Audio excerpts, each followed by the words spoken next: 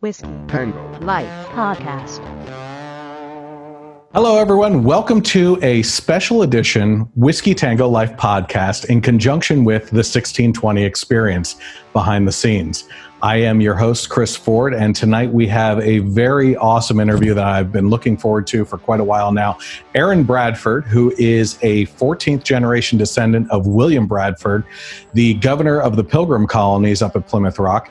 And we are just so excited because you've heard me kind of alluding to this over the past couple of months in regards to a big project that I've been working on and being a part of. And narrator, we have Kevin Sorbo and Sam Sorbo involved. I mean, like the things that God has just been throwing into our laps has been amazing. But this has really been the dream child of Aaron and his father, David Bradford, as the descendants of William Bradford, based on the journals. I'm going to have him talking a little bit more about that, but we have Aaron Bradford with us tonight.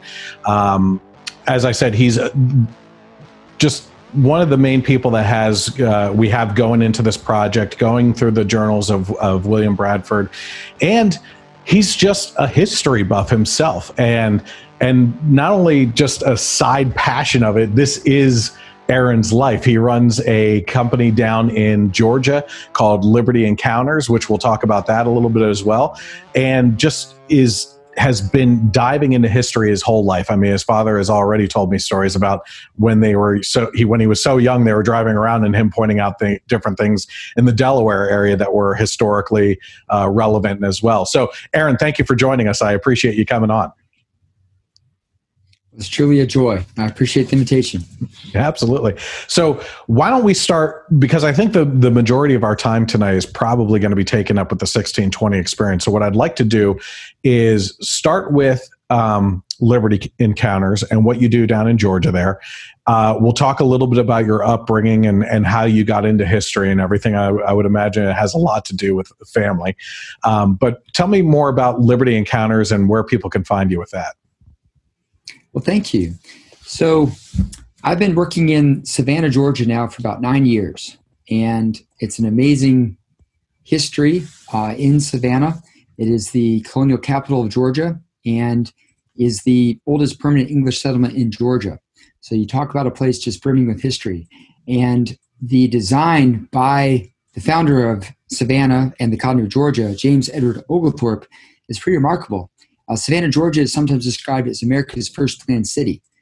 We went from having 1 square to 4 squares to now today we have 24 squares in our historic district.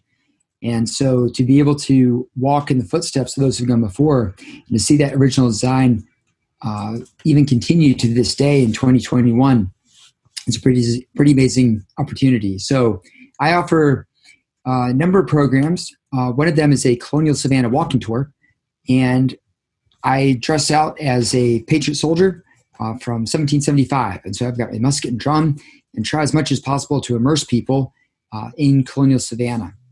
I also offer, after we tell the story of the founding of Georgia and tracing the story up through the middle of the American Revolution, we then continue the adventure at a park nearby on Whitmarsh Island. There's a preserve with a beautiful trail and a 2-acre open field. We continue the story of the Georgia Patriots who had to become refugees and leave the state of Georgia. And a number of them went all the way up to the backcountry of South Carolina and fought in the Battle of Cowpens and were able to continue the fight for American liberty. I also offer online Foundations of American Liberty programs and also a Pilgrim to Patriot program, which traces the story of American liberty from Governor William Bradford and the Pilgrims up through the United States Constitution and the foundations of our Constitutional Republic. So there's so much history to share, and it's such a joy to be able to do that from beautiful Savannah, Georgia. Yeah, absolutely. So you were talking about the different areas that you go to down in Georgia there and everything and all the different areas that you're visiting. Are those mostly publicly owned areas as far as like historical sites and everything? Or do you go across any private land or anything that you bring people on? Well, thank you. So the Colonial Savannah walking tours are in the historic district of Savannah, which is public property. One of the amazing things about Oglethorpe is that he designed for there to be squares And historically, there would be 40 homes that would be fronted up to these squares. And then on the eastern and western sides of the squares, they would be considered public lots or trust lots. And so that's where you'd have your churches, your grist mills, your public buildings. And that original design is carried forth. And the preserve in Whitmarsh Island is a county park. So those are public spaces. I also am very blessed to work for the Coastal Heritage Society. Earlier today, I was in a full cotton and wool uniform portraying a Georgia soldier from 1864 at Old Fort Jackson, which is the oldest standing brick fort in Georgia. And so I was able to fire rifle, musket, and cannon. I also portrayed a sailor as well, so I did a bit of swashbuckling with the cutlass. And I had my Colt revolver, and I fired a cannon 3 times today. So I also worked there. A sister site of Old Fort Jackson is the Savannah History Museum. And right outside the doors of the Savannah History Museum is the site of the bloodiest 55 minutes of combat in the entire American Revolutionary War. This is when we had about roughly 3,000 French American soldiers make a desperate assault after a almost month-long siege of the British who captured Savannah during the Revolutionary War. They assaulted the British lines. And so it's a great honor to be able to portray those patriot soldiers and give battlefield tours there. I also work at Colonial Wormslow, which has the oldest standing ruins in the state of Georgia. It's the site of where Noble and Sarah Jones, soon after Savannah was started, formed the estate of 500 acres of land. And today, the 9th generation descendants from Noble and Sarah Jones, who came over to Oglethorpe and started this plantation in 1736, they still live on the property today. So it's a tremendous honor to be able to work there as well. So I have many irons in the fire, but you're right, there's so many sites. But I guess you could say that every place that I work at is open to the public, whether it's considered part of the historic district that anyone can walk through, or it's a site that is owned and operated by a private nonprofit or by the state of Georgia that charges admission. Is it true that you also do ghost tours down there? Oh, yes. Yes, sir, that's true. I also work for a tour company called Gentile and Bard. It's owned by TC and Brenda Michaels, and they are the consummate Southern host and hostess. They actually live in the historic district, and they really have focused on the art of storytelling. So when I do these evening dark history and ghost encounter tours for Gentile and Bard, we really focus on the craft of storytelling, and the imagination is a very vivid, powerful thing. And I think it's so often times in this day and age of film that's an underdeveloped part of our of what we've been given. But we really try to focus on encouraging people to use imagination. We tell true history with these tours, but also share what people have encountered on these tours. So that's also a lot of fun as well. That's awesome. So correct me if I'm wrong, but you grew up in Delaware, correct? That's correct. Okay. So what brought you, so was it these opportunities that you're talking about? Because you're a busy guy. When I scheduled this interview with you, we were about a month out, so I know how busy you are, and just you talking about all the opportunities that you have down there and where you work, you're obviously very busy. But was it those opportunities that brought you down to Georgia, or did you go down to Georgia and find the opportunities? How was that? Oh, well, thank you. Well, when I was 13 years old, I started volunteering and working at a number of historic sites. So that includes Fort Delaware on Patch Island in the Delaware River. I was able to portray a Union musician there. I also was able to portray American history with a unit that portrayed the 2nd Delaware and also the 9th Virginia. I also was able to start a youth volunteer program at Hagley Museum and Library. And during the American Civil War, Hagley Museum produced about 1/2 of the gunpowder used by the Union forces during the American Civil War. So on the banks of the Brandywine River there, we were able to have a youth volunteer program that eventually became known as the Creek Kids. But it's the oldest operating volunteer program that still is in existence at Hagley Museum today. So there were many wonderful opportunities up there in Delaware, but in doing reenactments and living history events with the 9th Virginia and 2nd Delaware, that was known as the Living History Society of New Jersey. So that gives you an idea of how many different states we went to. you might could say that I just fell in love with Virginia. And I think it's fascinating when you think about the concept of duty. Robert E. Lee described the word duty as the most sublime word in the English language. And some can scoff at that, but if you consider the testimony of Robert E. Lee and Thomas Jonathan Jackson, who earned the name Stonewall Jackson, I just really grew to admire the underdog spirit, but also just the, you could say, the attention to duty and that conviction of defending one's home and one's fireside and seeking to honor that duty that was embodied by Lee and Jackson and other men such as that. So the historic triangle of Virginia, where you've got Jamestown and you have Yorktown and Williamsburg. When I was 12 years old, by going down there with some homeschooling friends, I was just really blown away with Virginia. And so after I graduated from the University of Delaware, I moved down to Virginia and I started working at a historical site down there, which had a plantation that was begun in 1812. And that also was a site where Brigadier General Sam McGowan of the South Carolina Brigade used that as their headquarters for about 6 months. And it was also the site where the Union Army broke through General Lee's army 1 week before General Lee's troops surrendered at Appomattox Courthouse. It's called Pamplin Historical Park, and they also have the National Museum of the Civil War Soldier. So in a roundabout way, I moved from Delaware down to Virginia. I fell in love with my Georgia peach in Virginia, and I then moved down from Virginia to Georgia. So I've been working my way back closer to where I was born. I was actually born in Texas.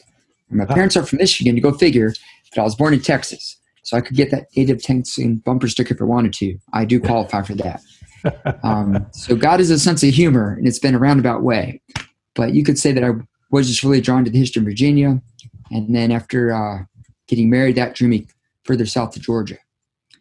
And so why don't you kind of quickly dive into that too with the family life? You don't have to get too personal, but I do believe that on the Liberty Encounter Instagram stuff, you have your sons kind of dressing up with you and following along at times, right?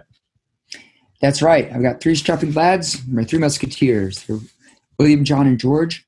And one of the wonderful things about now starting to work at Colonial Wormslow is they are Georgia State Park volunteers. So they're able to come in with me, and my mother made them beautiful blue linen shirts that they sport. They call themselves the Blue Jays. And so they're able to run about with their wooden muskets. And usually I portray a soldier of Oglethorpe as a redcoat, but they're a wonderful opposition force. And we've also been able to do all kinds of hands-on history. And that's something that we really try to do with Liberty Encounters. It's one thing to read about something in a book or see something on a screen, but when you can walk in the footsteps and when you can handle history, that really brings it to life and makes it very unforgettable. So it's been such a blessing to be able to do that with my boys. It's also my understanding that you and your father throughout your years have gotten involved in some Hollywood movies as well for reenactment stuff. Is that correct? Yes, sir. That's true. There's a gentleman named Ed Asner. He's been around, but one of the earliest films that we participated in was called Whispers of Angels. And it really focused on the abolitionist movement in Delaware. And Delaware, being east of the Mason-Dixon line, was on the corridor between a number of the enslaved people who were trying to escape on the Underground Railroad north of the Mason-Dixon line into Pennsylvania. And you also had a number of Quakers who were involved in the abolitionist movement.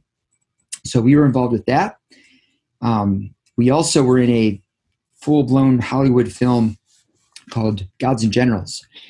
And I guess just one anecdote is that in one of the scenes that we did, we were filming the flank attack that Stonewall Jackson's troops did when they marched around the Union Army and charged right through their camps and caught them by surprise. So we charged about 800 yards, giving a rebel yell, waving flags at a trot the whole time. And then after 800 yards, they said, okay, cut back to 1. And we did this for about an entire day. Oh, and at the end of the day, oh yes, we were wearing all that wool. We were a little bit tuckered out, fought to a frazzle. And there's one gentleman in the 9th Virginia, my reenacting unit, who is filming a documentary about behind the scenes of this Hollywood film, Gods and Generals. And so he asked one gentleman, his name's Dave Jackson. He said, "Why are we doing this?" And Dave Jackson's response was, "I have no idea. I've got to drive 6 hours back to get to New Jersey. I get up at 5:30 in the morning to run my UPS route. I don't know. I'm not quite right in the head." And then Lee Vedder, who produced this wonderful film, he then panned to my father. He said, "Why are we doing this?" And my father said, "Because of what they did for us." And Jay Jackson, who was like, "Oh, I wish I had thought of that." But my father just made the point that, these men did so much, and they sacrificed so much for their duty, for what they believed was right before God, what they were called to do, that was an unforgettable experience. We can look back and laugh on it now. But when you're in the moment, we hit that wall in that day of filming, like, why are we here? Why are we doing this? It was just something I'll never forget. Just that idea of that, in a humble way, we can do our best to honor and remember those who've gone before. And we've got Americans in every generation.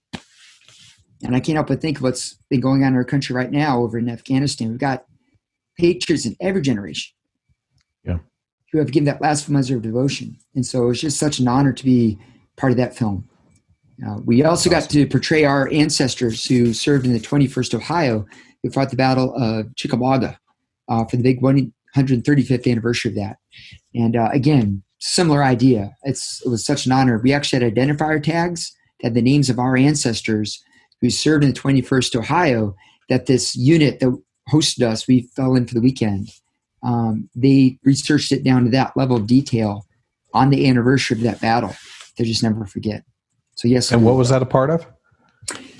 Well, this was part of a battle reenactment that was done at the 135th anniversary of the Battle of Chickamauga, which was fought in North Georgia in September of 1863. So there are a number of different groups out there who portray various units. And this particular unit that happened to portray the unit that my ancestors served in, led by Bragg Quinlan, they were just very focused and did a tremendous amount of work to make sure down to the names of the men who fought, just that level of detail. So it's such an incredible honor to be able to fall in with them for a weekend. That's so cool. So we're obviously working together on the 1620 experience. I really want to dive into the origins of this. Okay. You have had access to the journal of William Bradford, who you've descended from. And it seems like after talking to your father, the reason for pursuing this now is because of what you just mentioned, which is the direction that the country is going. And I can just imagine, based on news stories that I've read over the past decade that kind of portray the Pilgrims as bad people, why this has kind of inflamed this passion in you guys to pursue this type of legacy work. So what came of this? How did this discussion come up, and what were the reasons behind it? Well, I just marvel at God's timing. And what comes to mind is, for such a time as this, that famous passage of Scripture, just all the research that we've done over the years, all the Society of Mayflower descendant meetings we've attended, even kind of yearning and hoping for an opportunity to partner together with like-minded patriots who love God and love their country to be able to share this incredible story.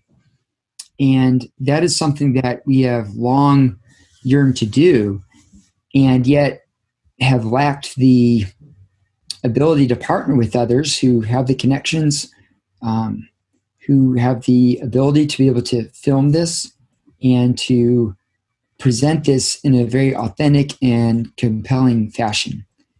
And I believe that just over the years, as we see what's going on in our country, it's taking on an increasing greater import.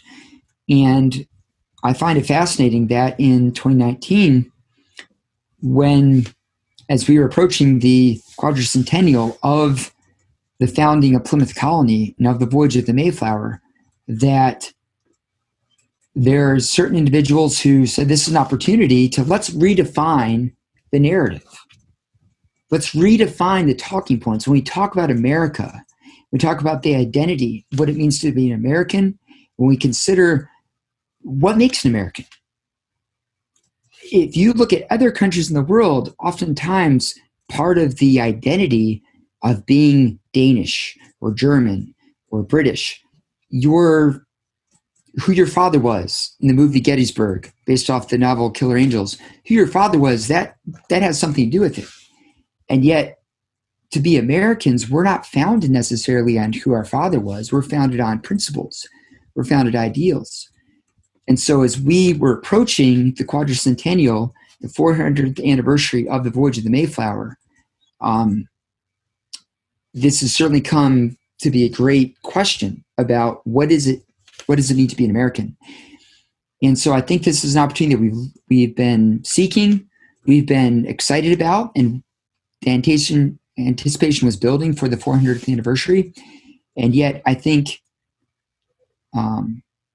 both because of this anniversary event, but also because there are individuals who are saying, well, this is an opportunity to redefine what we are. We're not based on all men are created equal. America is not based on all men are created equal and endowed by their creator with certain inalienable rights. But instead, America is founded on racism and oppression. I think, as my father said, and I totally agree, the idea that we want to make sure that those who are there, and you painstakingly took the time to write down the words to describe what happened and also why they did what they did, to make sure that their voices are heard. I just think it's very important. So just the idea of representation, the idea of representing by looking at the words of those who are there and by looking at the facts to the best of our ability.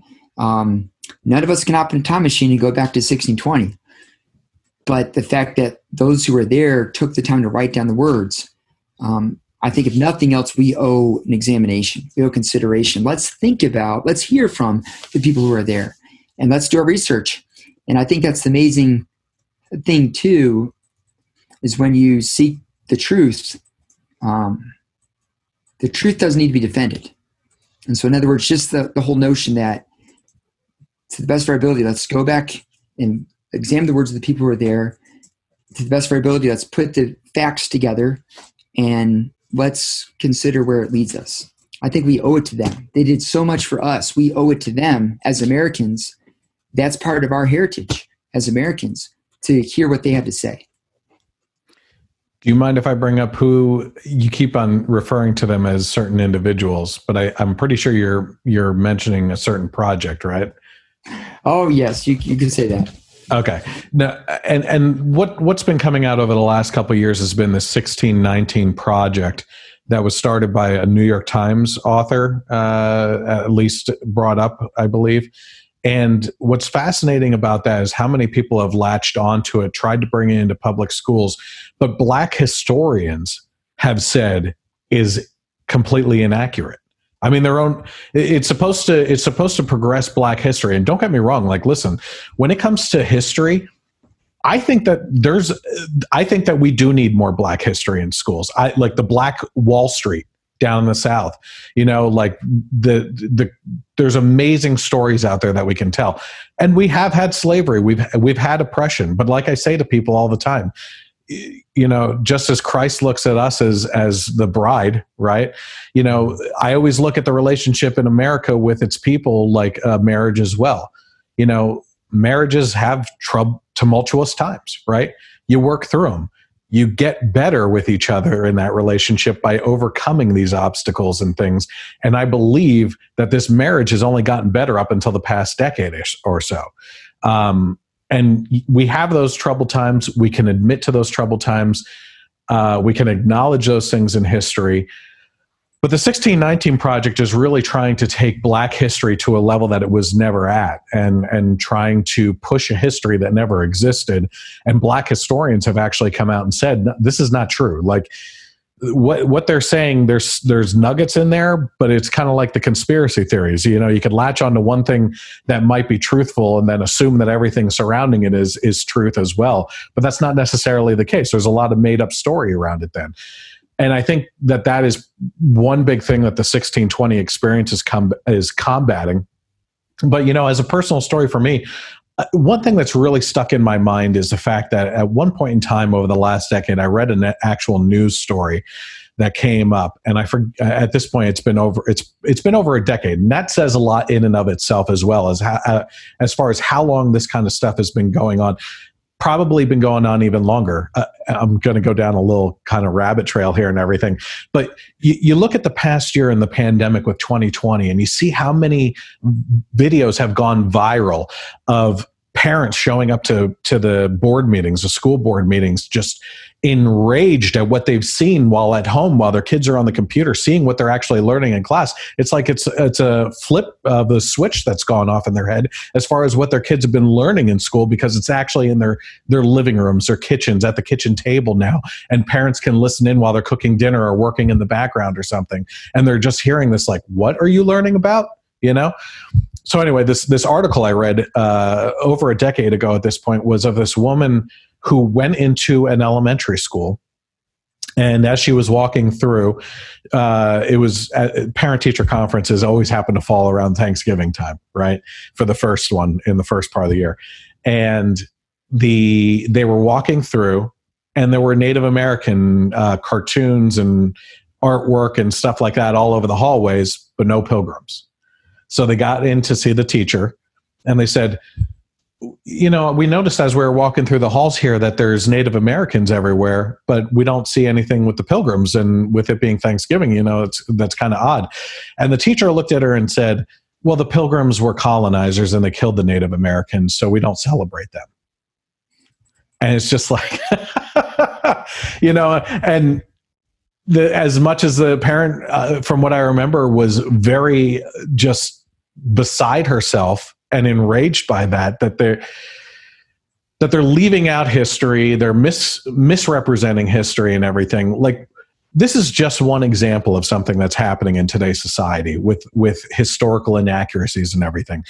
So what I'm interested in hearing from you is what are some of these kinds of nuggets that you've run into that maybe you've heard in the news, you've heard being taught at school, as a matter of fact, with Liberty Encounters and everything, or anything that you get involved with the pilgrims. Have you ever had a kid come to you and say, well, this is what I learned about the pilgrims in my school, and you just like put your hand in your head in your hands and just go, okay, deep breath here, let me actually teach you what happened instead? Like, do you have any stories like that, or specific things that make you mad that are misrepresented with the pilgrims?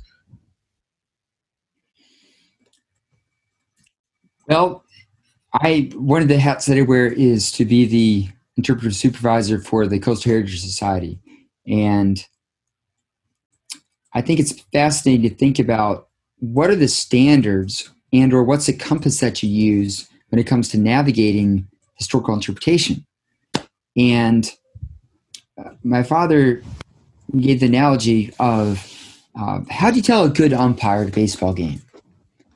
The good umpires are those who, when the game ends and the applause fades away, the good umpires are the ones who, when the game's over, you don't remember who the umpire was, because you let the players who are there on the field, you let them make the plays. And I've really come to appreciate that analogy, because I view, and when we train fellow historical interpreters, and when there have been issues that have arisen, when it comes to people sharing things that I've known, you always ask, what's your documentation? But also to remove your personal opinion, because our job is to let the people who are there, let them speak, hear their perspectives. And to be a good historical interpreter, you want to have multiple perspectives. You want to have a balanced kaleidoscope almost of the different perspectives from the people who are there by using credible, verifiable sources. And so that's just been a helpful compass when it comes to this. So we've also kind of joked sometimes. It's like, well, this is what William Bradford said. Those are his words. They're not mine. So if you have a problem with it, take it up with him, because those are his words. But that's our job, is to accurately, faithfully share what the people there said. So I have encountered, I guess, fellow historical interpreters who have not used that as a standard and who have said, oh, well, my job is to give my perspective or to give a narrative. I've also heard about how I believe it was with the Smithsonian Institute. They have a rapid reaction museum exhibit. And that seems like an oxymoron.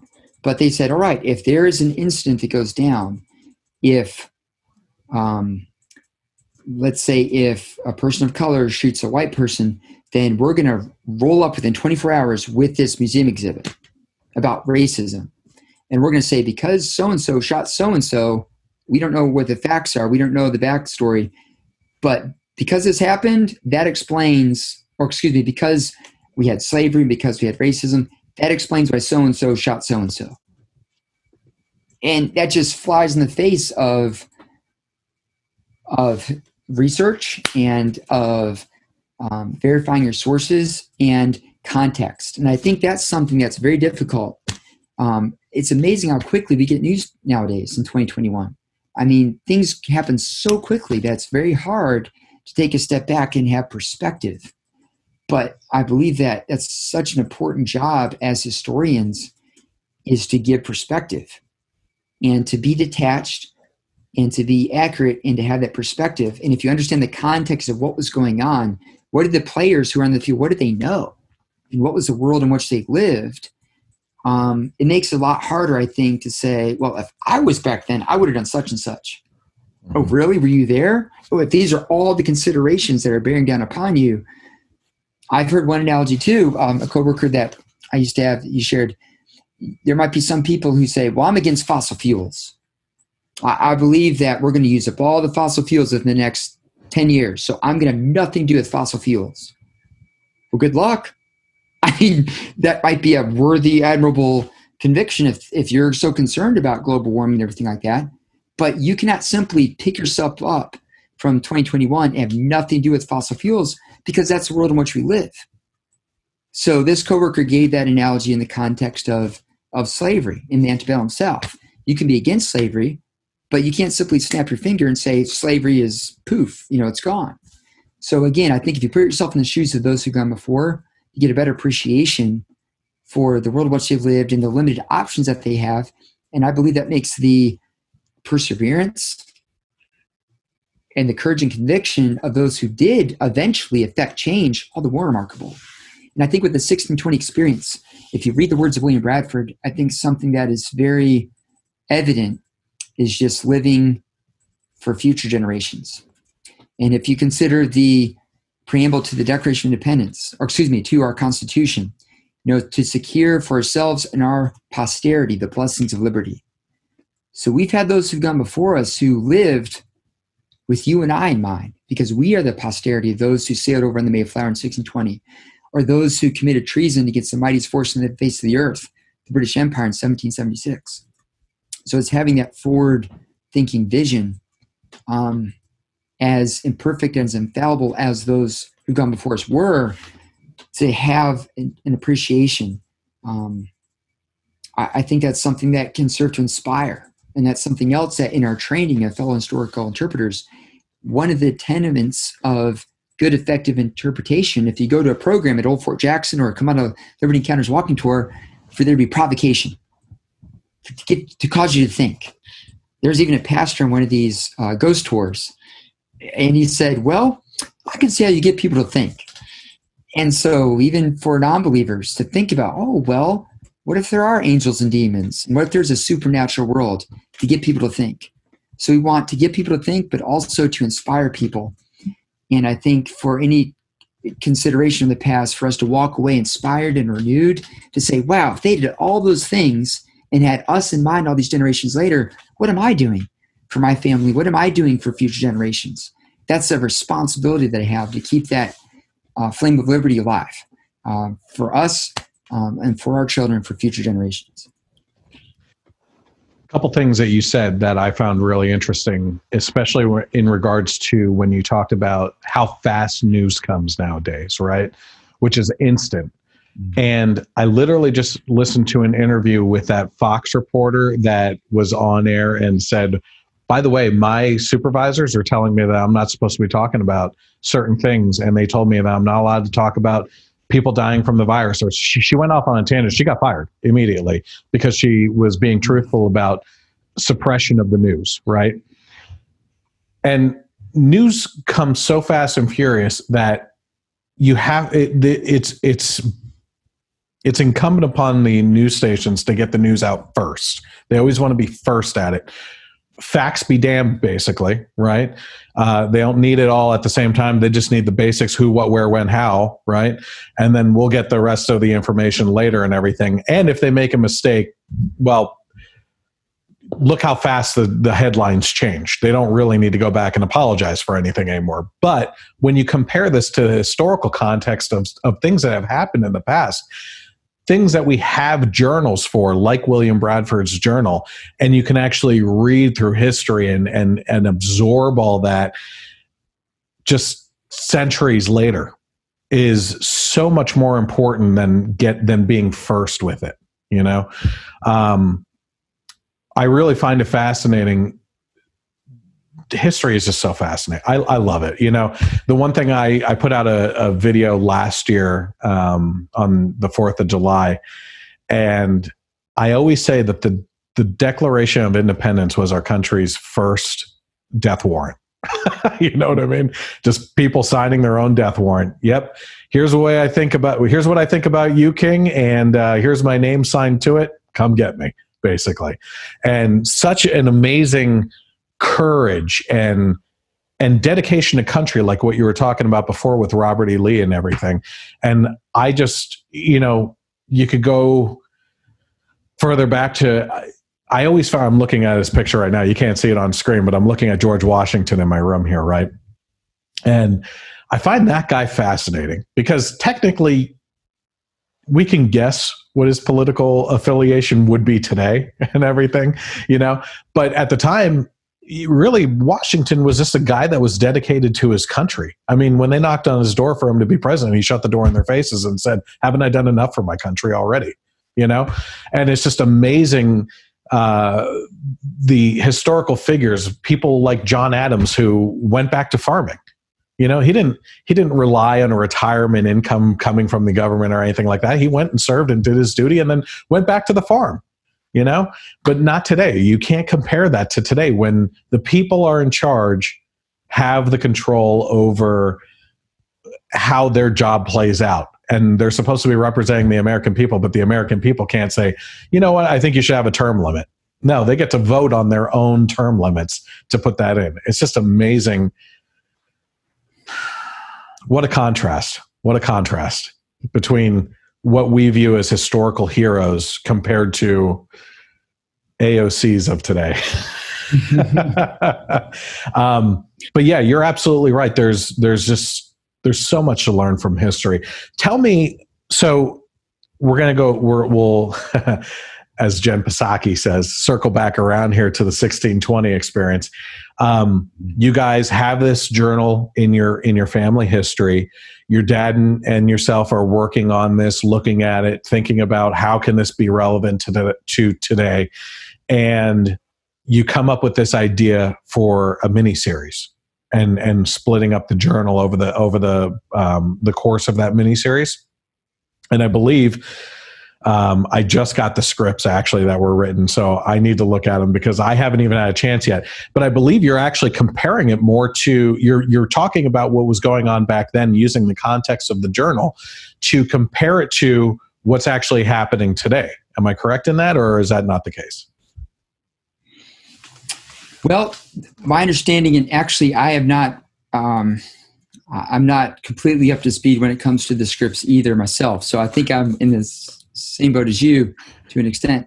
However, I can tell you that you could say the overwhelming theme or the driving theme is how the Pilgrims embodied the American ideals of faith and freedom, and family and community. So not only the families that sailed over together on the Mayflower, those who worship God together back in Leiden, Holland, but also the community then with the American Indians, with the Wampanoag people and others. So the Pilgrims are able to illustrate that American identity that we discussed earlier. And I think that's an overwhelming theme. And so as we go through these 8 episodes in this mini-series, our goal is to illustrate how the Pilgrims embodied the American ideal of freedom and of faith and a family and community. But I can also tell you that understanding for the final episode, we want to draw some very clear connections to us today. And I think it's akin even to that title of the program, Pilgrim to Patriot, because I guess one analogy we were just discussing the Declaration of Independence in 1776, and a very popular image that was used was the Liberty Tree throughout the 13 colonies that became the United States of America. And a tree has to be watered, and a tree has to have deep roots, and a tree needs to be nurtured and can grow into something magnificent. And so therefore if you consider the Declaration of Independence, well, that's when the tree came forth. But when you think about what preceded the Liberty Trees in 1776 in the 13 colonies, you alluded to Plymouth Rock. And so if you think about the very foundations for us as a constitutional republic, as Americans, those very foundations, you could make a strong case were set down and were embodied by the experience that happened in 1620 at Plymouth Colony. So that is indeed a thrust. And if nothing else, I can assure you that the 8th episode is meant to draw those clear connections to us today in the year 2021. And it's also, I think, a wonderful opportunity to remind Americans as we see so much division in our country today. This goes back to Caesar, divide and conquer. I think as a country today, we are being divided in many ways. I think the 1619 project and also the critical race theory is very toxic and it's very divisive. And yet you look at what happened, what was experienced in 1620.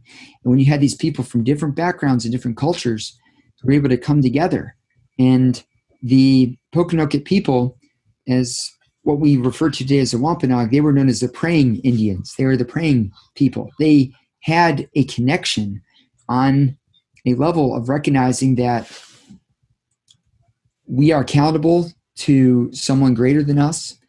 And when Edward Winslow spent a whole night talking with some of the Pokanokets, as I believe my father described to you before, he found they had a lot of things in common.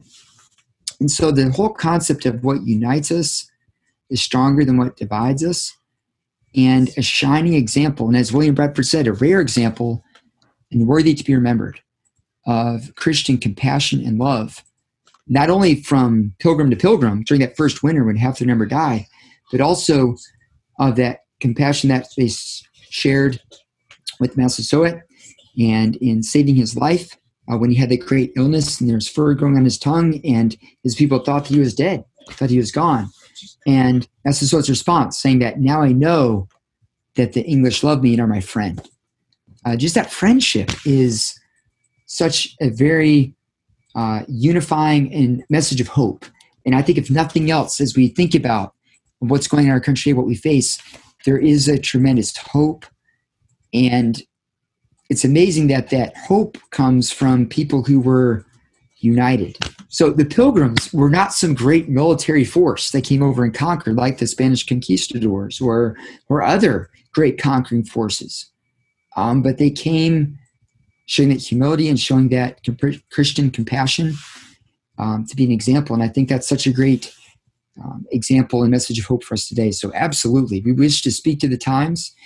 And I think it's we don't want to necessarily tell people this happened in 1620, so here's what you should think about it. Because we don't want to be that arrogant. And I think that is one approach. One approach is to say, oh, well, this happened and this happens. You should think this. But yet, I think when it comes to historical interpretation, my background being in this field for about 25 years now, this idea that our job is to get people to think and to encourage people and equip people with information for them to draw their own connections. And for people to, we can give this observation, but people to make even new connections. And like you said, history is an amazing thing because you can just really see that tapestry as we have the perspective of looking back in the past, and we can make those connections that really informs us who we are today. And finally, too, I think there's just the whole idea of, again, giving back to allegiance. This is home. And when you think about the Thanksgiving holiday, Sarah Josepha Hale, part of the inspiration for the Thanksgiving holiday is to rekindle in the hearts of our countrymen an appreciation for hearth and home, and just to have that affinity, have that love for home is something I think that's so important. Let's talk about what I think is really important, especially to the Pilgrim story, is the religious freedom aspect. Okay. I think a lot of people really don't grasp the concept of why the Pilgrims came over here in the first place, and what religious circumstances they were living under over in England that they left. So describe to people, what was their problem with churches at the time, and why was it so desperate for them that they had to go back and forth between there and Holland, right? Am I correct there? And then eventually over here. What were they escaping from? What was going on in their lives that they had to meet in private for Bible studies, or just do things under the cover of night just to read the Word of God? Well, there was such a cataclysmic change that occurred in England when you went from having Queen Elizabeth, who said, oh yes, well, we have the Anglican Church. We don't answer to Rome and the Pope. We have the Church of England. And yet, in practice, you had a great, I guess you could say, existence of the Episcopal form of worship. That's how William Bradford described it. And so you had a lot of the trappings. You had a lot of the vestiges of popery and of, if you walk into a Catholic church or you walk into a Anglican church at the time, there are a lot of similarities.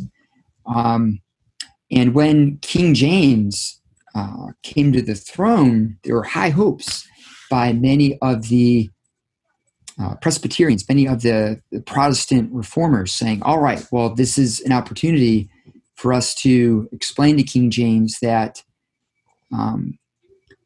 this is our jurisdiction.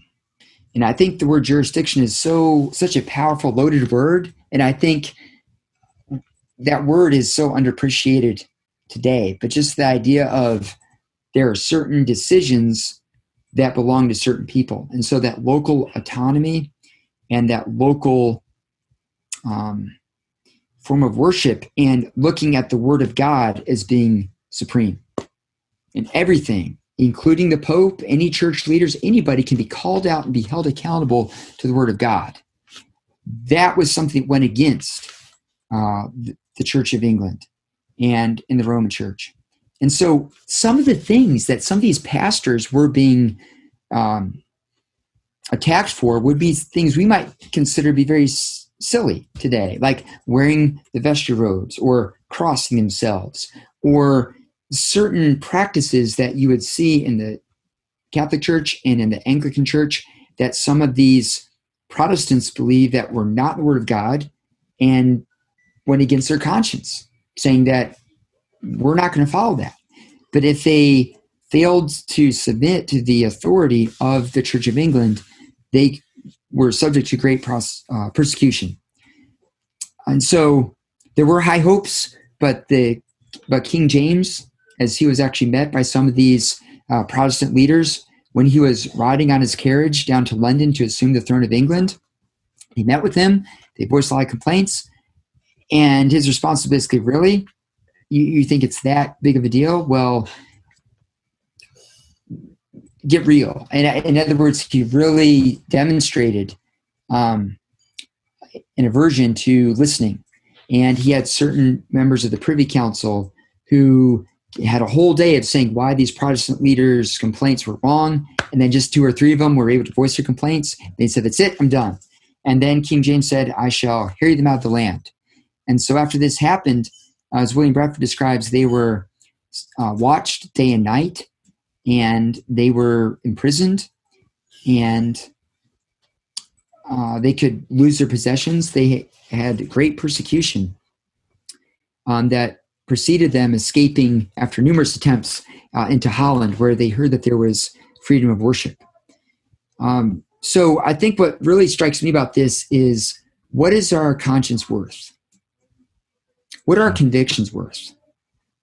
And the ability to worship God according to the dictates of our conscience, and the ability to, as a church body, as a church government, to say, under the authority of the pastor and the elders and the deacons, this is what we're going to do. You see the roots of congregationalism. And even at my church this past Sunday, we've got some officer candidates to serve as elders and deacons in our church. And so they're going through a rigorous examination process, but ultimately they will be put to a vote. And I think you and I maybe today can think, well, like, duh, of course you do that. But at the time, that was so revolutionary. And so just the notion that, yes, you had pastors and elders and deacons, but yet everyone has a voice. And that those church leaders are not above the word of God, but they're accountable to brothers and sisters in Christ. I think that really strikes at the heart of what these Protestant reformers identified as being so critical. And it gets back to that, again, jurisdiction, and saying this is our prerogative. And it's fascinating, too, that just the relationship between the church and the state. And I've been really amazed in learning more about this, is that this is an argument that in 2021, I think is very relevant. Yes. But it didn't come out of a vacuum, didn't come out of nowhere.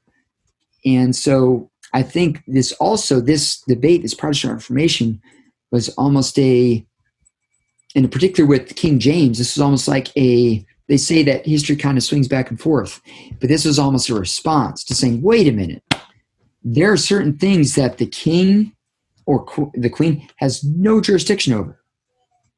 This is a matter of God. This is not a matter of the state.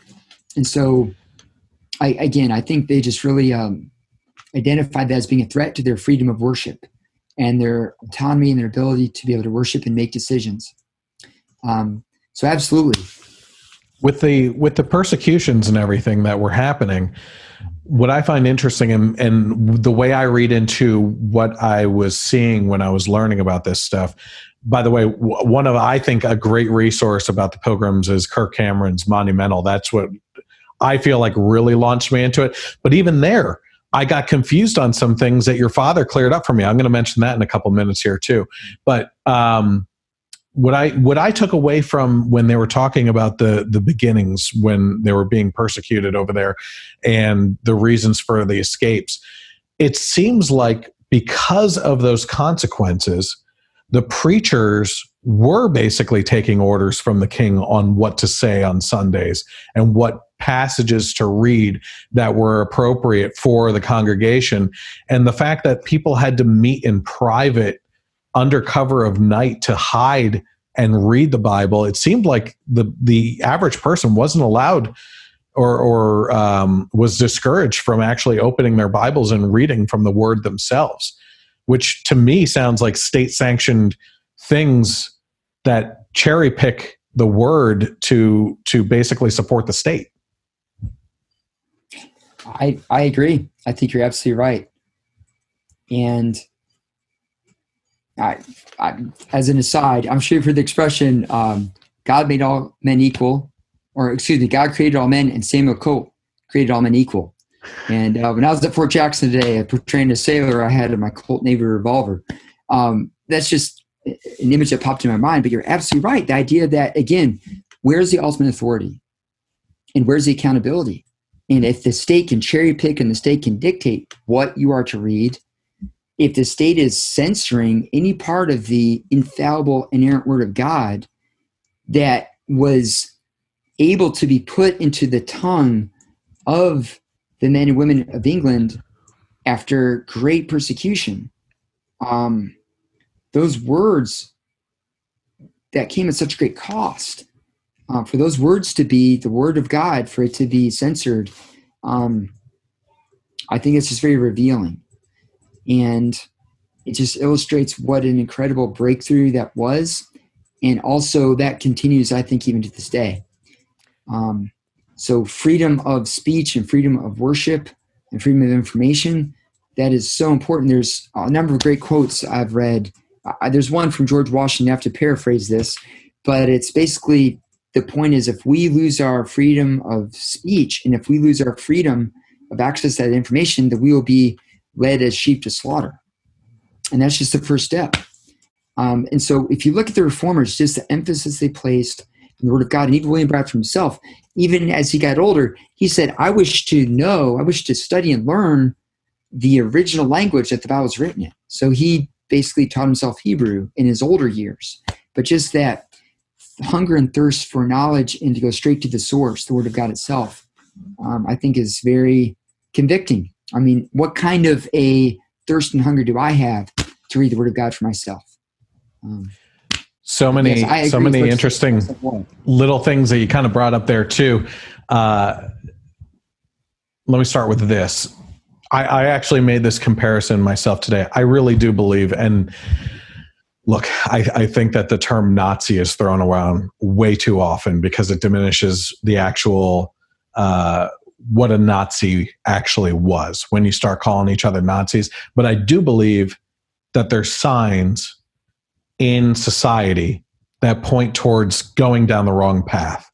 And one of those paths is the National Socialist type mentality for the Nazi Party that led them down that path for certain things. Brown shirts, for instance, at the time, were your family and neighbors that were snitching on you and being the eyes of the government at the time to keep everyone in line. And a lot of times you never knew who was what and couldn't even trust your own family members. So you followed the state commands and everything. What I find fascinating is the old footage of Nazis throwing books onto a burning pile and burning information, because information is power. And you're seeing that today. The modern version of that is the censoring of information on YouTube or news articles that aren't allowed to be posted and everything. Just some crazy examples. I have done 2 interviews with Lucy Brenton in regards to the virus stuff, stating, connecting to studies that we actually talk about that were done, not coming up with conspiracy theories, and YouTube banned it within 24 hours. And they couldn't give an explanation why. They didn't want to investigate. They just said, you're spreading misinformation. My wife sent me an article the other day that I don't even understand what in it was wrong. It wasn't even controversial. The topic itself wasn't controversial, but she tried sending it to my Facebook Messenger, and Facebook Messenger sent her a message that said, we are not allowing you to send this article to someone. That is censoring like I've never seen before. She took a screenshot of that message from Facebook. But then to go back, we're tying these strings. I keep on seeing Charlie Day and It's Always Sunny in Philadelphia with his conspiracy theory board, and he's connecting the pictures with the red lines and everything. And we see that in history. We can do that with history. What we're talking about with the state-sanctioned stuff going on in the churches in England at that point in time, we could draw a red line from that over to Thomas Jefferson talking to the Danbury Baptists in Connecticut, saying, Mr. President, can you promise us that the government is not going to interfere in religious liberties and coming into the churches telling us what to do? And Thomas Jefferson writing back and saying, that's never the case. The government should never step in and tell you what to do in the church and everything. And for that to be taken completely out of context today and talk about the separation of church and state, when it was the exact opposite. He was saying if you actually read his letter, the government will never interfere in the obligations and the priorities of the church. But it's pretty obvious within his writings that the church has an influence on government. It has a place because the morals and values that are instilled in us through the Ten Commandments, among many other things that are in the Word, shape the men that come into politics to write the law. God's law has to be reflected in man's law because that's what separates us from the animals, and to draw that line through the history and make those connections is such a powerful thing. I agree. Dr. Benjamin Rush, who was a signer of the Declaration of Independence for Pennsylvania, he made a really profound quote. And this is also a shout out to Rick Green of the Patriot Academy. This is a quote that he shared in this Constitution class that I took with him. But Benjamin Rush said that children should be taught to love God, their country, and their family. Like, wait a minute, time out here. I thought it was God, family, country, right? But he put it in that order because he believes that if we ever lose control of our state, if we ever lose control of this state, the government of our country, then that government will come after our families. And so he believed it was, a duty, an obligation for us to be involved, for us to be present, and for it almost to be a reflection where it starts in the home. And then from the home, you go to church, and then the church and the home, well, that's reflected by your government because our government represents us. And yet it seems like the opposite effect is of that top-down centralized command of the government dictating to churches when and how they can worship and what they can say, what they can't say, what was experienced back in England, and also even the families.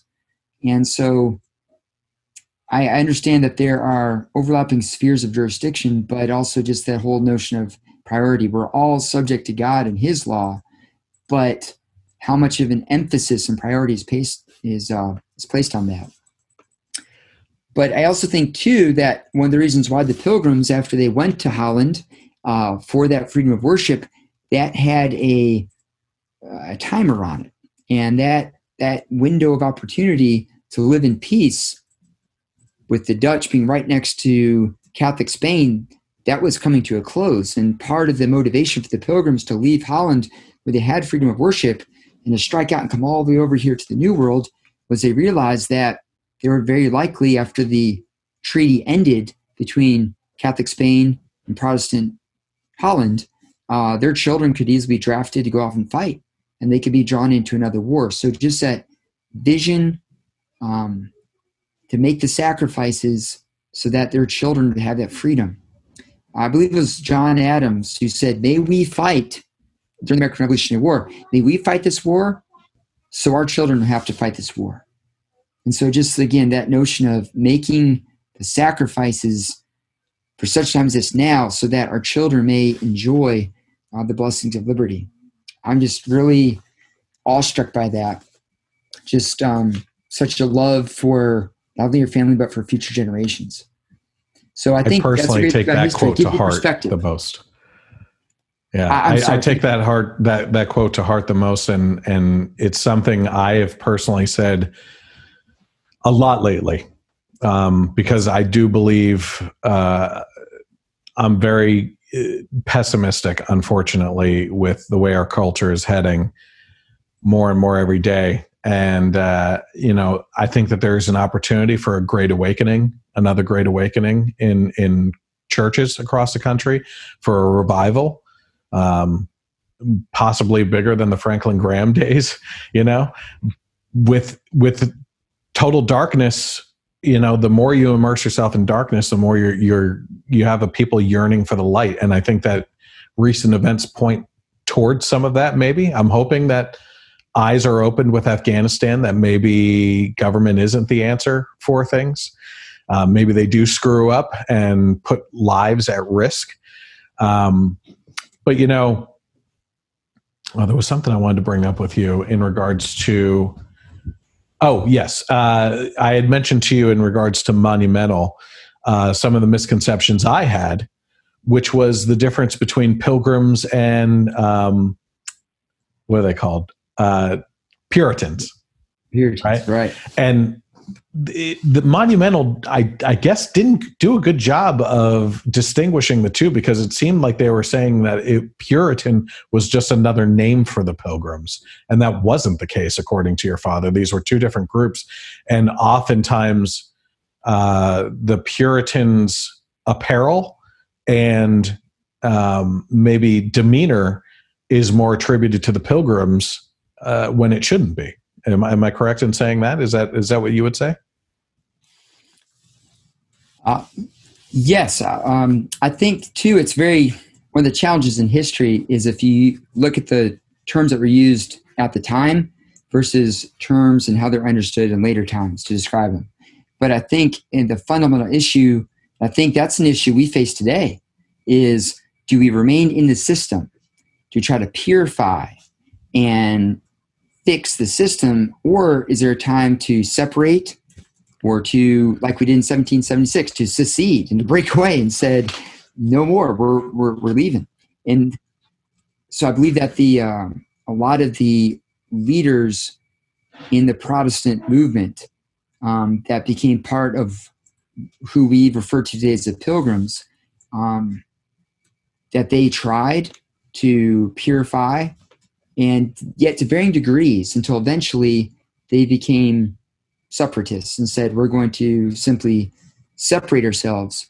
But even when they sailed all the way across to the New World and got more elbow room and more autonomy to worship, if you read the Mayflower Compact, they still pledged loyalty to King James. And so I just think that in a way that gives us some hope for today, because there are varying degrees of separation, and our founding fathers gave us a constitutional republic where we have federalism, and you have varying levels of jurisdiction. You got county and state and federal. So we have the ability to be able to separate ourselves to a degree, but also there's an analogy too of like having a lifeboat. And I think it's very easy, and something that I've grappled with is I can get discouraged when I think of, well, we're on the USS Titanic and the ship's going down, so I just have to leave the country if I'm going to survive, versus how can we, within our community, how can we have the resources and the wherewithal to be able to weather this storm? And at the end of the day, it's, are you able to partner with the people that you know in your community? And so I think you see, even with the experience of the Pilgrims, how they endured great persecution and they met underground. So in a way that was separating. Then they said, okay, we're going to leave the country. We're going to go into Holland. They had that freedom of worship. And then even from in Holland, Edward Winslow, he was actually writing publications that were being sent back to England. There was a document that was published called the Perth Assembly, and he got in a lot of trouble for that. And King James over in England was writing messages to the ruler over in Holland saying, you've got these rogue, renegade, dangerous Protestants over there that are not subject to the Church of England, and asked for them to be handed over to them. And that was refused. But then, and we actually did an interview recently, and the question was posed to us, why did King James sign off on the Pilgrims to go over there to the New World? I thought he was persecuting them. And because King James had vowed to harry them out of the land, perhaps in a way that's getting that disruption out of his hair and sending them over to the New World where they could do less harm, but also in a way advance the cause. So I do find it fascinating just how they were able to get that permission to go eventually. But I agree with you that there is that distinction, and I think it's fascinating the progression in the varying levels of resistance that ultimately led to breaking away and separating from the Church of England and having that autonomy of worship even over there in Plymouth Colony. You just blew my mind. You just taught me something new. I had no idea that King James signed off on them leaving. I thought it was under cover of night and they were escaping. Well, they escaped into Holland. Yeah. But to get the financing set up and to be able to get the backing that they needed, there was a lot of negotiations, even with Edward Cushman and agents back in England while they were in Holland, to get that backing. So there was some negotiation that they had to do. And I think that also then maybe it gives us hope to stand our ground when it comes to the liberty that we have, and to strive by God's grace to be as self-reliant and as independent as possible. That allows us to say, no, thank you, government. I'm good. I don't need your assistance. I can feed my family. I can protect my family. I can worship God in the way I see fit. That's what I'm called to do. And thank you very much. And have that autonomy. And I think that we see that illustrated with the Pilgrims. And another thing too is, we know some dear friends who moved down to Paraguay. And so on the one hand, it's like, you're running away from a fight. What kind of Americans are you? You're just leaving the country? And I got to get off my high horse though, because look what the Pilgrims did. They left England, they left Holland, but they carried the flag of St. George. They carried the English flag, so all the way to the New World. And under that flag, they set up a new colony to follow God to the best of their ability. And so I think that even is something for us to consider today. Again, our identity and carrying those principles, carrying that conviction to wherever God calls us to go. And at the end of the day, we're pilgrims passing through this world. Yeah, absolutely. So to not be too fixated on this world and what flag's flying over us. The idea is our citizenship, first and foremost, is in heaven. And we pass through this life once. So while we're here, let us make the most of it. That's what William Penn is quoted as saying, found in Pennsylvania. So you bring up an interesting point about leaving the fight and everything. And what I have had conversations about is I have an Italian heritage. Okay. Not as much as I'd like, but I do have Italian blood in me. I say that the blood that runs through me is the most Italian part of me, and my appetite. So, but the thing that I find interesting, and I just spoke to an Italian who has property over there and lives there part time and everything. I said, it's interesting that you have a pretty socialist government over there that's been established, and he was very upset by that. He said, actually, we're going more and more towards communism every day. And that's something we don't hear about. We don't really hear outside news about other countries. My point being, I have said in the past that if things got so bad here with this transition to socialism, I would much rather just take my family, get the immigration papers signed for us to go over to Italy and live in a place where the transition already happened and we just live in it. Because the most violent transitions that happen in history are switching of political systems and ideologies. So in order to make that switch, there's going to be violence. I mean, we've seen that throughout time. There was a Revolutionary War and the Civil War that just over the ideologies that were going to reign supreme in those countries. And, that is a battle that goes back and forth in my mind all the time. I'm looking over here at my closet with my bulletproof vest I already bought, and my AR-15 and a couple other fun little toys. But fact being, I'm ready for the fight if I have to. I don't want to, because we're living in such a crazy time that you don't know who the enemies are. There's not a clear distinction of the Mason-Dixon line type thing where you got the North and the South anymore, or an ocean dividing us. We're all mixed in together, and you can look at the political heat maps of where, the cities light up blue, but everything in between is just a red sea, which is where all the guns are. So I don't know what the heck they're, even trying to explore with that option of violence there. But it's just such an interesting time, because everything that we're talking about, everything that's going on today, I really do feel like it ties back into what happened with the Pilgrims and what happened with the Patriots in the time of the Declaration and everything. It's scary stuff too. Scary times. I do believe as a Christian, we're knocking on the door of revelation Just so many prophecies fulfilled and everything through Daniel, and it's nuts.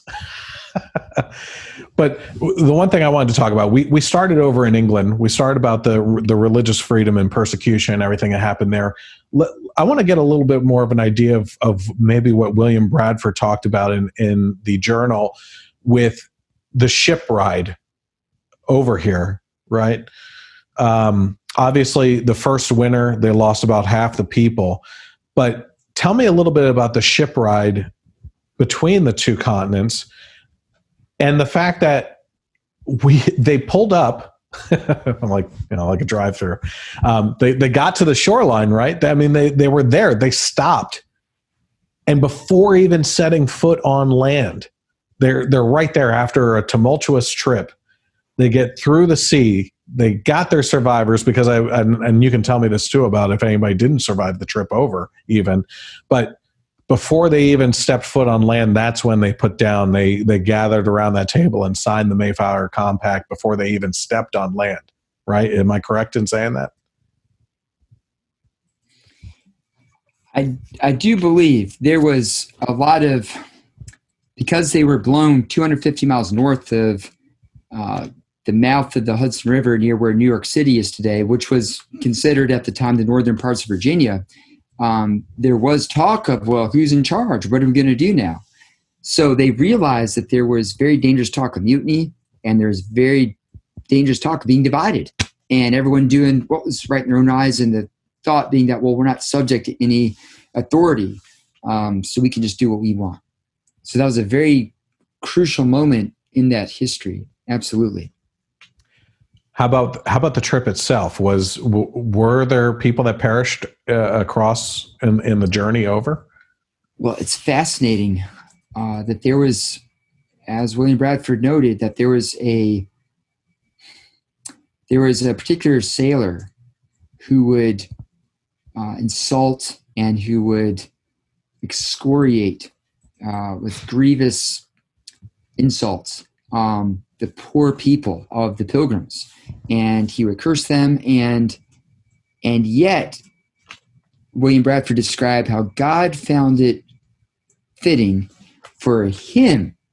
Oh, excuse me, this sailor too, he was not only insulting them, he was saying that he hoped that before the voyage ended, he could throw them overboard into the sea. He was basically hoping that they would die. And yet, as William Bradford described, God found it fitting for him to suffer a terrible illness and be tossed overboard. And the fellow sailors noted it, that he was cursing daily these pilgrims, and the sailors said, that's the hand of God. God smote that sailor down because he was attacking these poor people. And therefore his insults and his damnations lied on his head. So that was a sailor who died during the voyage over. There's one of the members of the Pilgrims named John Howland. During a terrible storm, he was swept overboard and would have certainly perished had he not just managed to reach out and grab hold of a topsail halyard, one of the lines off the top. And he grabbed onto that, and eventually they pulled him back on board. And he went on to have many, many children. He was quite prodigious afterward.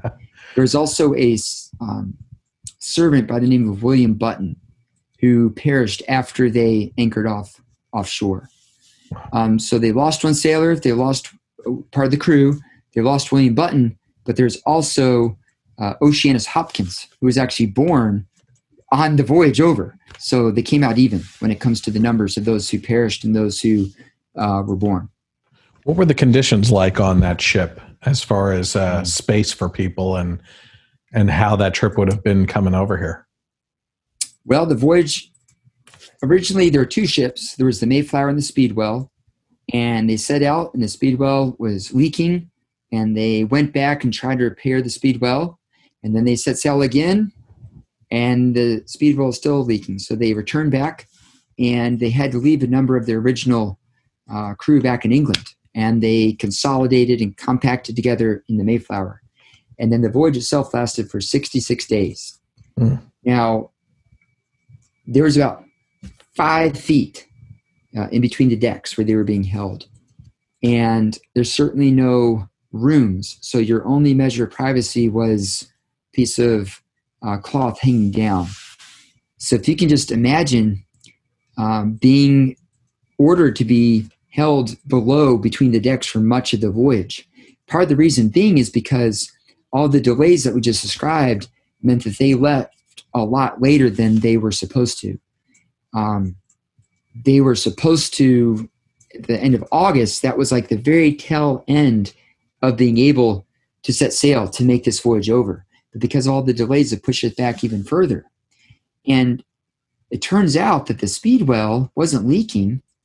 The Speedwell went on to be a serviceable ship for many years after, but it turns out that the crew of the Speedwell, because they're leaving so late, was purposely overmasting the ship and putting too much sail to push this ship too fast to take on water. So that shows you how concerned a lot of these sailors were because they're leaving so late. And that explained the dreadful storms that they encountered. At one point during the voyage, these storms were so terrible that the main beam was bowed and cracked. And they were even talking about trying to sail back to England with their tail between their legs. But they just happened to have a big old screw as part of a type of printing press they were able to use to brace up the main beam. And that allowed them to continue the voyage over. But cramped, if you can imagine, rotten cheese, and if you can imagine the chamber pots where they would do their business, if they're ordered, you got to stay below. The ceiling between the decks is 5 feet high. There's no privacy. You cannot come up for a gulp of fresh air. Being down below during the storms that are raging, it's hard to comprehend a more wretched experience possible. And when we give these ghost tours we talked about earlier, Brenda Michaels is an author, and she said that the sense of smell is one of the most powerful senses that human beings have. If you smell something, even when you were a child, years and years later, if you catch a whiff of that, that instantly brings back all those memories you had. And so the smell of vomit, the smell of chamber pots, the smell of stinking food, the smell of ale, because a lot of times the water would tend to turn. And so if you have bad water, that can lead you to bad ways. So having a very light ale or beer is something that they would try to use to prevent from getting bad water. So again, just absolutely wretched conditions. And not only just it smells bad, but they feared for their lives. If you can imagine fearing for your life, I think at any moment you're going to go to the bottom of the vast Atlantic Ocean, and there's a little thin piece of wood between you and the Atlantic Ocean day after day, and yet they persevered. It's hard to imagine. I've been in a number of battle reenactments before, and there's been a few times when you're on the field and you're covered in that dense smoke from the black powder with the cannons and muskets, and you got the fifes and drums, and you got battle cries going on. You can lose yourself in the moment, and you can feel like, I'm really there. And that must be absolutely horrific. But I would almost liken what those passengers experienced on the Mayflower coming over. When you're fearing for your life, you're fearing for your life. And I've never been in combat before. But if you're with your comrades in arms, that's one thing. But if you got your children, I got 3 boys. They're 10, 8, and 6. For my children and for my wife to be in the exact same amount of peril that I'm in, to cry out to God and to trust in Him, I mean, that's putting your money where your mouth is. Yeah. I mean, that's next to faith. And, there's an analogy. Well, do you believe that chair can hold you? Sure, I believe that chair will hold me. Okay, well, sit in that chair. And if you don't sit in that chair, you're not demonstrating your faith. As Christians, we're called to demonstrate our faith. In the book of Isaiah, God asks, what most honors me? Is it the blood of bulls and of burnt offerings and sacrifices? No, I own all that. It's mine already. Mm-hmm. But what honors me the most is when people cry out to me and they say, Lord, save us. And I save them. That's when I'm most honored.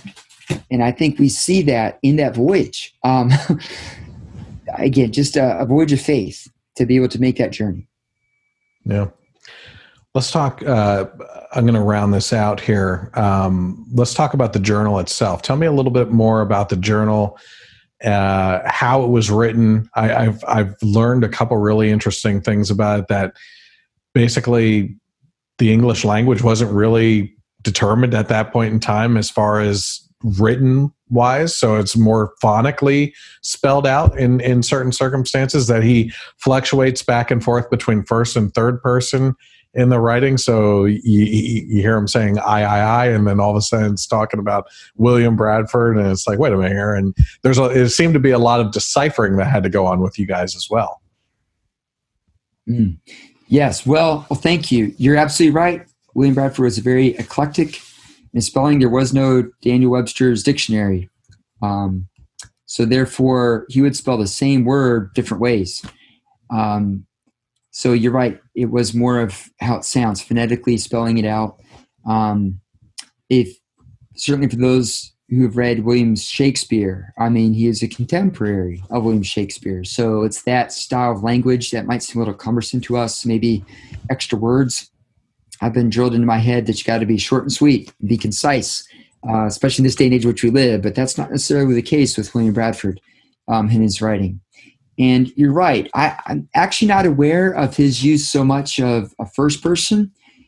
My understanding is that in the journal of From the Plantation, he made a great purpose of trying to be objective and to be a third person.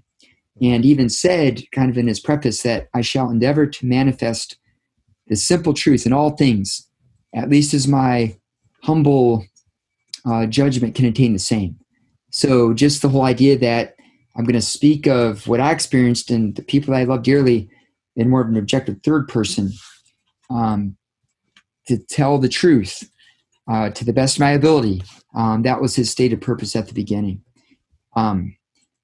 Also, too, in the original manuscript, even the number of the numbers on the pages didn't always match. So you go from 1, 2, 3, 4, and then jump to 7, 8, and so it was definitely, the original manuscript was rather eccentric. There's also toward the end too, there's a few poems that he inserted, and it's just very reflective. And I recently saw a good friend who came down to visit. He told me that he keeps a journal, and he says, I write one thought a day in my journal.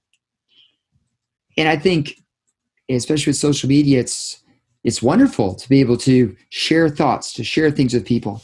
But just the whole idea of being very, very reflective, and the whole notion, without the technology we enjoy, of painstakingly write out what I want to say and how I want to say it, is something that comes across as you read Up Plymouth Plantation. We were talking earlier about misconceptions in society today about the Pilgrims, and I didn't get any examples from you. We were talking more general, how society doesn't get the right story. What is it specifically, some of the things that upset you the most about the misuse of history, I guess you could say? Well, thank you so much. I appreciate you asking that, and circling back to that. Some of the people that I've worked with, and so this is in personal conversations with colleagues in the field of history, as well as some videos I've seen. There's just the notion that the Pilgrims came over intent on genocide and intent on slaughtering the red man so the white man would conquer. And that's a very, I think, simplistic understanding, and it just is the antithesis of what was demonstrated, what was experienced in 1620 between the Pilgrims and between the Wampanoag and the Pokanoket people. So just if you take the time to actually understand what was said and what was done between these people from very different backgrounds and cultures, it's just so tragic. I think that this treaty that was honored faithfully by those who signed it, that was maintained for 50 years, the lifetime of Bradford and Massasoit, I could just imagine if they were to hear what people said about them, and if they were to hear that, oh, well, the Pilgrims meant to slaughter all of the indigenous people, what would they say? You talk about insulting all that they did and all that they sacrificed. Again, come back to for future generations, for their posterity. It's sad when I hear that, and it's tempting to take it personally since I'm directly descended from William Bradford. I try professionally as a historian to not take it personally, to just try to be very objective and focus on the facts. But, it's sad. But how much more is sad, and how much more tragic would it be if they could hear people saying that and saying, well, the Pilgrims were kind of doing this and they committed genocide and slaughter, when that would be farthest from what they're trying to do. Did the Pilgrims ever attack any Indians? Absolutely. But it was at the warning from Massasoit that the Narragansett were seeking to wipe out the Pilgrims. And so he sent them, after Edward Winslow helped to save his life, he sent them warning that, hey, you're about to be wiped out, and here's what you should do. If you launch a preemptive strike, and if you take out the ringleaders and send a strong message and show strength and not fear, then that will eliminate the threat. And then you'll send a clear message. And so after wringing of hands and after really wondering about the course of action, Miles Standish, so the Pilgrims went and killed these ringleaders who were planning to launch that attack, and it sent a clear message. So it's not simply just, they were holding hands singing Kumbaya. They made very difficult, hard decisions to save lives. And the Native Americans also punished their own people for things that they did to the Pilgrims, right? That was part of the treaty that was signed. You're absolutely right. That if anyone, it gets back to that jurisdiction, the idea that, all right, well, we're going to honor one another, and if someone wrongs you, then that falls under that jurisdiction. It will be dealt with accordingly. So absolutely. So just that mutual respect to understand those areas of jurisdiction and to follow through on that is something. So I think there's so much we can learn from that. And so I guess it's just so sad if people completely blow that off and they make all these assumptions and they put a 21st century narrative on what was experienced in 1620. I think that's what's really sad and very infuriating too. So yeah, that's probably the biggest, I guess, misconception that I hope that we can address in the 1620 experience. Absolutely. Aaron, I appreciate you joining me tonight for this. Before you go, why don't you give people a little bit more information on where they could follow you on social media, find out a little bit more about you, maybe the tours that you give and everything, so that if anybody happens to be in Georgia on vacation or happens to be a resident of Georgia, that they can take an opportunity to come out and see you. Very well. Thank you. So my website is libertyencounters.com. That's where I list a description of all my different program offerings. I also am active on Facebook and on Instagram. I also am active on Gab, and we're talking about building an alternative, as well as on MeWe. So I'm trying to get more of a presence on those alternative social media platforms as well. I also have a YouTube channel, and coming up soon in the next few weeks, Lord willing, I will be filming a lot more of what I offer here in person and make that available online. Meant to be a resource for home educators and anyone who's interested in our amazing American history. Not only videos, but also learning materials to go along with that as well. So that information will be posted up soon. And finally, you're welcome to be added to my email subscription list as well if you'd like to receive updates. You're welcome to drop me a line at libertyencounters@gmail.com. Awesome. And of course, you can follow along with what we're doing on the 1620 Experience by going to 1620experience.com. You can also find it on Facebook as well, where we'll be posting a lot of the behind-the-scenes interviews and content that's available for that, and giving you sneak peeks as we come up to the date of production and actually releasing all of this mini-series. So we're extremely excited about it. We have a lot of of excited people that are on board with us, a lot of great Christians that are on board with us, and even just Hollywood talent. It's an amazing experience already. Wish you could listen into some of the meetings that we have. We enjoy talking to each other, and it's just a blessing to be with each other all the time. So certainly go and follow Aaron with the Liberty Encounters social media sites. Follow along with us on the 1620 experience. And in the meantime, have a great night, and God bless America.